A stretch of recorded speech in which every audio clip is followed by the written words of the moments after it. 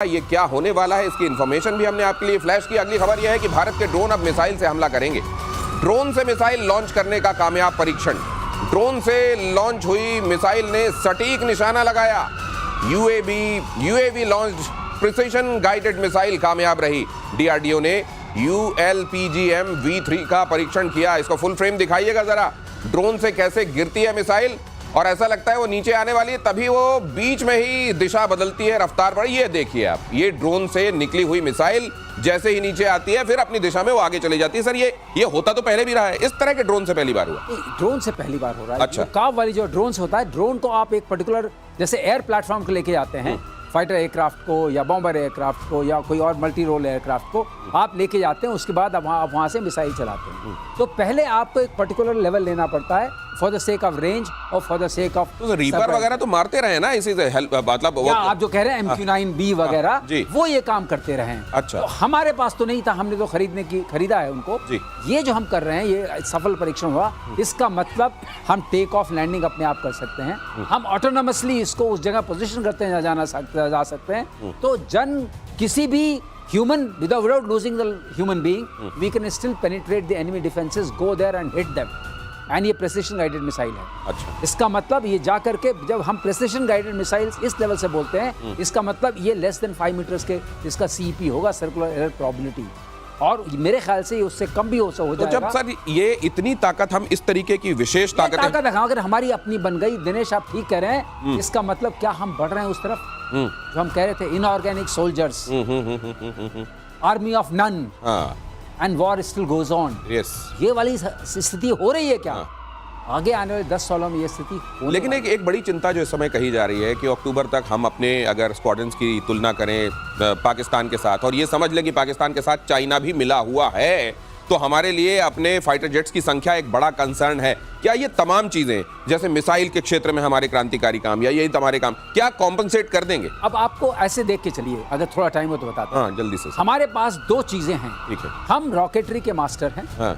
हम अब सीख रहे हैं AI इनेबल्ड ऑपरेशन करना या इसको टेक ऑफ करना, ये करना, पहुंचना दुश्मन तक। अगर ये दोनों चीजों को हम मर्ज करते हैं तो ये ताकत हमारी उस ताकत को कॉम्प्लीमेंट करती है, जो गैप है उसको कॉम्प्लीमेंट करती है, फुलफिल नहीं करती। एक वर्ड होता है फुलफिल, एक होता है कॉम्प्लीमेंट करती है। गैप आपने इस वक्त रखा है, संभाल के रखा हुआ है। जैसे फोक स्टडी होती है, hold one front, fight on another. ये होल्ड कर रहे हैं, लेकिन ये फाइट के लिए तैयार रहना पड़ेगा। तो उस फ्रंट पे सर, मतलब ये जो है, अगर वो कॉम्प्लीमेंट तो कर रहा है लेकिन कॉम्पनसेट नहीं कर रहा है, तो ये चिंता तो बरकरार रहेगी। चिंता बिल्कुल बरकरार है, और मैं कई बार ये कह चुका हूं, I am not from the air force. Sir senior है मेरे, he knows much more than I do. Fact of the matter is कि ये जो आत्मनिर्भरता का पूरा मामला है कि हम अपना बनाएंगे, बिल्कुल बनाएंगे, बनाना जरूरी है, इसके बिना आपका कोई चारा नहीं है।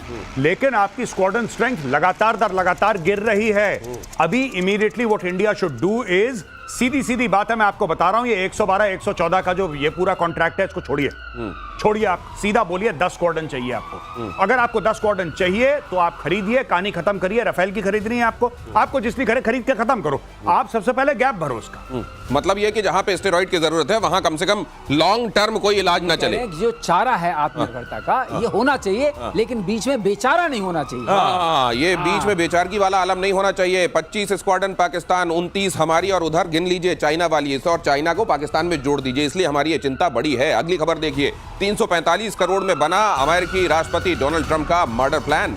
ईरान में ट्रंप की हत्या की रची जा रही है साजिश। मिशन को पूरा करने के लिए जुटाए गए $40 मिलियन।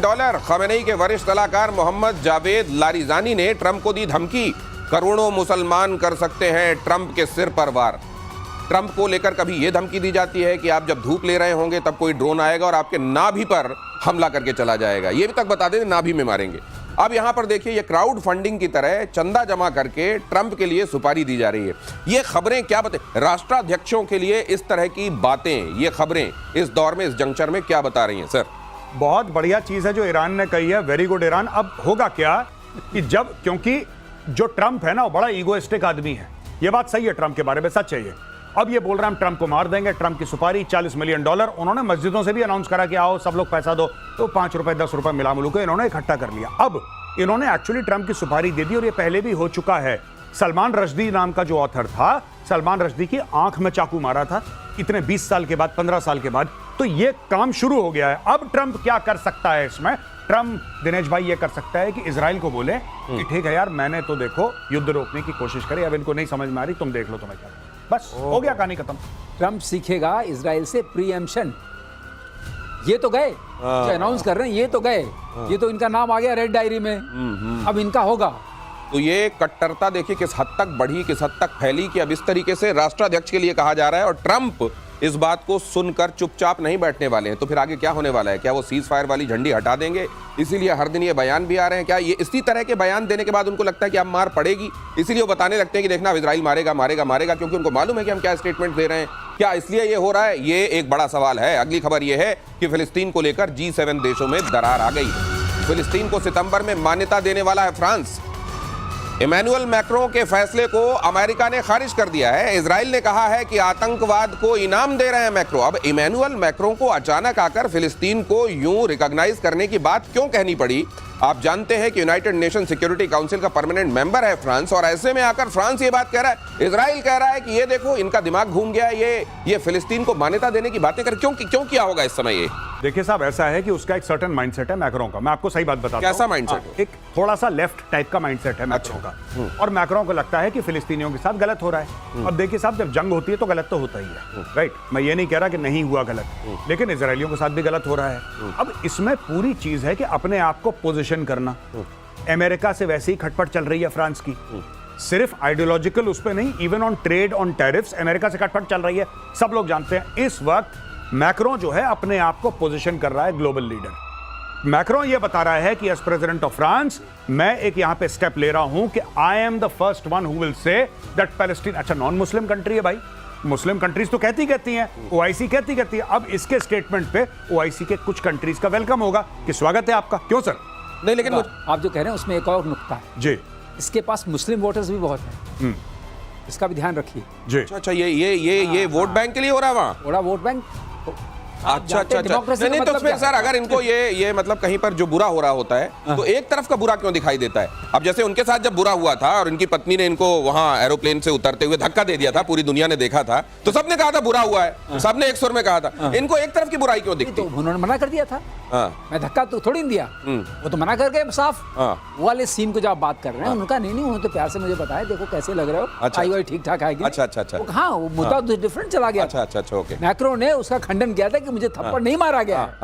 तो वही बात यहाँ भी है। ये अपने आप को बिल्कुल गौरव से बोला, ये पोजीशन कर रहे हैं in the Muslim world other way कि अगर टैरिफ वहां से लगा तो मैं कहीं और अपना माल बेच सकूंगा। अच्छा। और इनके पास बेचने के लिए माल है। एक आपको बता दें, फ्रांस के पास जहाज भी है, मिसाइल्स भी हैं, करियर्स भी हैं, हर चीज है जो बेची जा सकती है। तो वो अब अमेरिका से हटके अपने को बेचने के मार्केट में, ट्रेड में भी पोजीशन कर रहे हैं। गजब। ट्रेड और टैरिफ वाला चक्कर है। एक चीज बता दूं, मैक्रों चाहे रिकॉग्नाइज करे पैलेस्टीनियन स्टेट, एक बात ध्यान रखना, ऐसा कोई देश नहीं है चाहे मुस्लिम या नॉन मुस्लिम जिसको फिलिस्तीनियों ने धोखा ना दिया हो। कुवैत वालों से पूछ लो, जॉर्डन वालों से पूछ लो, इजिप्ट वालों से पूछ लो। इसीलिए जब फिलिस्तीनियों को मार पड़ती है, कोई मुस्लिम देश एक फिलिस्तीनी को पनाह नहीं देता। क्या गेट आउट। जॉर्डन जिसमें की 50% पॉपुलेशन जो है दैट इज लगभग पैलेस्टीनियन है, वहां पे इतने भरे हुए, जॉर्डन खुद कहता है भाई हाथ जोड़ के माफी मांग रहे हैं, तुम लोग मत आओ क्योंकि तुम लोग बाय नेचर कलेशी हो, इनको कोई प्रोटेक्ट नहीं कर रहा। सब मुंह जवानी। ट्विटर पे पूरा सपोर्ट है, all eyes on Gaza. Twitter पे कोई, अगर फेसबुक पे सपोर्ट की कमी है तो बताओ भाई को, पूरा सपोर्ट है, लेकिन एक को पनाह देने को राजी, क्योंकि इनको पता है कि जिस मुल्क में आते हैं उधर छेद कर देते हैं ये लोग फिलिस्तीनी, और यही काम फ्रांस के साथ होने वाला है। और ये जो आपने कहा ना सर मैक्रो वाला, ये जो कि नहीं उन्होंने तो प्यार किया था और उन्होंने टाई सही की थी, तो अभी ये सुन रहे थे और उपेंद्र अटवाल वहां मौजूद हैं, कहते हैं इसीलिए लोगों को प्यार से डर लगता है, थप्पड़ से नहीं। अगली खबर देखिए, आईएसआई अधिकारियों का ढाका तक पहुंचना और आसान हुआ। पाकिस्तानियों के लिए बांग्लादेश में वीजा फ्री एंट्री, राजनयिकों और ऑफिशियल पासपोर्ट धारकों के लिए वीजा फ्री एंट्री। ढाका में दोनों देशों की बैठक के बाद हुआ फैसला। ये बड़े बेताब हैं, 72 के बाद इनके लिए जो थोड़े से अच्छे दिन आए थे, बड़े बेताब हैं कि इनको ये पुराने वाले दिन चाहिए। नहीं, बिल्कुल। इसमें एक बहुत बड़ी बात है, ये पूरा का पूरा जो मैटर हो रहा है, इसमें पाकिस्तान का और बांग्लादेश का कोई लेना देना है ही नहीं। अब आप ये बोलेंगे साहब बड़ी विचित्र बात है, वीजा एक दूसरे को दे रहे हैं, एंट्री फ्री करवा रहे हैं, आप कह रहे हैं लेना देना नहीं है। लेना देना नहीं है। बेसिकली क्या है कि इन्होंने यानी बांग्लादेशियों ने, मोहम्मद यूनुस ने ये होप करा था कि अमेरिका सपोर्ट करेगा, अमेरिका ने ठेंगा दिखा दिया।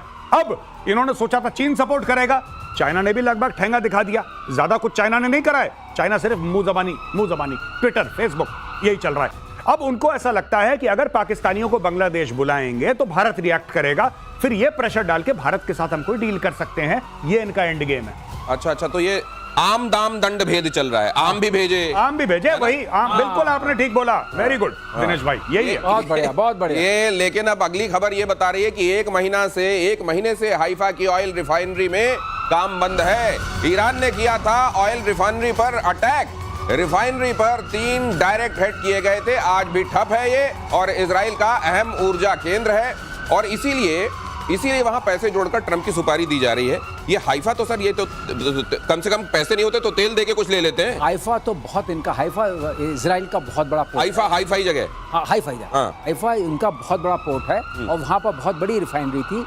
ईरान की जिस मिसाइल ने वहां अटैक किया था, उस मिसाइल का नाम हम लोगों ने आपके शो पे कई बार लिया है, आपने बताया था, खैबर शिकान जो है वो मिसाइल हाइपरसोनिक है और ग्लाइड करती है, प्रेसिशन उसका अच्छा है, उसका रेडियो जो रेडार आरसीएस है बहुत कम है, तो ये सब मिलाकर के वो पेनिट्रेट कर गई थी एयर डिफेंसेस को इजराइल के, और उसके बाद ईरान ने अपनी बड़ी पीठ ठोकी थी। ये वही वाली मिसाल ही है। उसके बाद अब थोड़ा काम चालू हुआ है, लेकिन हाँ मतलब ऐसा नहीं है सर कि इजराइल ने भुगता नहीं है, बड़े दर्द झेले हैं, अभी तक झेल ही रहा है। इजराइल से ज्यादा किसी ने नहीं भुगता। लेकिन वो रोता क्यों नहीं इस तरीके से कि यहाँ पर ये हो गया, हमको फिर से मारेंगे, हमको ईरान फिर से ऐसे करेगा, हूती भेज देगा, हमास वाले आएंगे, हिजबुल्लाह, क्यों नहीं करता वो ऐसा? तो खुद अपना प्लान बना के चलता है कि इन्होंने मारा, अब मेरा प्लान ये है मारने का।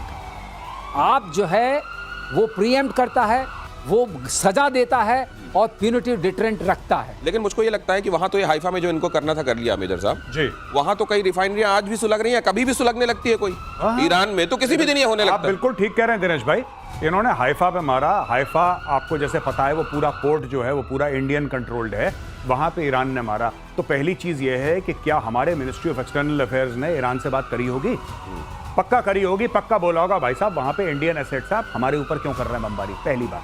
दूसरी सबसे बड़ी बात यह है कि जिस तरीके से मोसाद ने हलवा बना रखा है लिटरली ईरान का, हम तो हर दूसरे दिन तीसरे दिन कहते हैं ना ये धमाका हो गया, तो ये कई सारे हाइफा कर रहे हैं ईरान के अंदर, कई सारे हाइफा रोज कर रहे हैं ईरान के अंदर। ईरान को ये समझ में, ईरान ने खैबर शिकन से किया होगा और वहां तो रोज उनके माथे पर शिकन दे रहे हैं ये मोसाद वाले। और चीन ने बनाया दुनिया का सबसे खतरनाक बॉम्ब, ये खबर देखिए, बॉम्ब का नाम है rain of pear blossom needles, underground तबाही कर सकता है। ये तो ऐसा लग रहा है जैसे पूरा ग्रंथ लिख दिया हो, ये नाम है कि ग्रंथ है।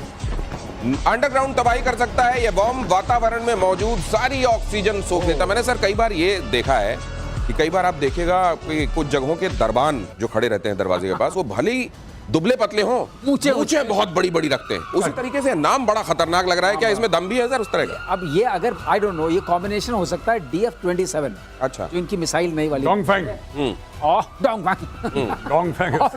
दूसरा इनका एक H बॉम्ब ये कहते हैं।